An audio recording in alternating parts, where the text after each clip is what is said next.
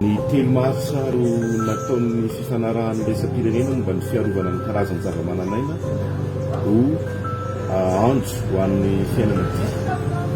Ary raha isika eto Madagasikara manokana ny resahana dia manana anjara toerana lehibe satria ny biby sy ny zava-maniry eto dia azo lazaina fa tsy fahita afa-tsy eto amintsika ary manamarika manokana ny maha izy azy ny Madagasikara.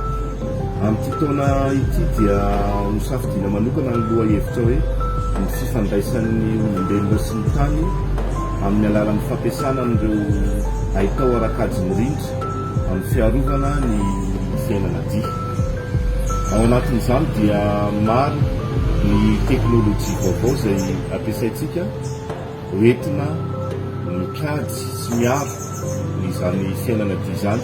Ao anatin'ny fampiasana ny teknôlôjia vaovao ny fampiasantsika ny tambazotra sosialy izay entina mifanentana sy mifanome vaovao ary dia amin'ny fankalazana amin'ity taona ity dia hiezaka hampafantatra an'izany hoe fiainana dia izany ary hiezaka ihany koa mba hanentana ny tsirairay avy amin'ny maha olom-pirenena handray anjara amin'ny fiarovana sy fikajiana izany fiainana dia izany. Manana anjara toerana lehibe eo amin'ny fiainana, indrindra ny fiainan'ny zanak'olombelona ny fiainana dia, izany hoe ireo zava-maniry, ireo bibidia ary ny voary dia mitana ny toerana lehibe ary anisan'ny ahafahantsika miatrika ny fivaovan'ny toetrandro ankehitriny.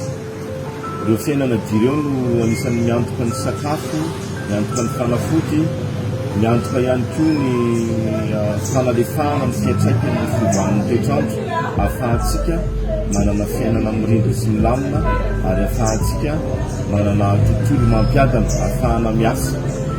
Noho izany dia manentana sy mitarika antsika rehetra mba hifanomitanana amin'ny fikajiana sy ny fiarovana ireo fiainana dia ireo. Ny tena olana isantsika eto Madagasikara dia fampiasana ny afo, eo ihany koa ny fitrandrahana tsy ara-drariny dia hifanomitanana isika ho amin'ny fiadiana ao amin'izany ary hiezaka mba hitahiry sy hikajy ilay harena voajanahary, ilay fiainana dia izay tsy fahita afa-tsy eto amintsika eto Madagasikara.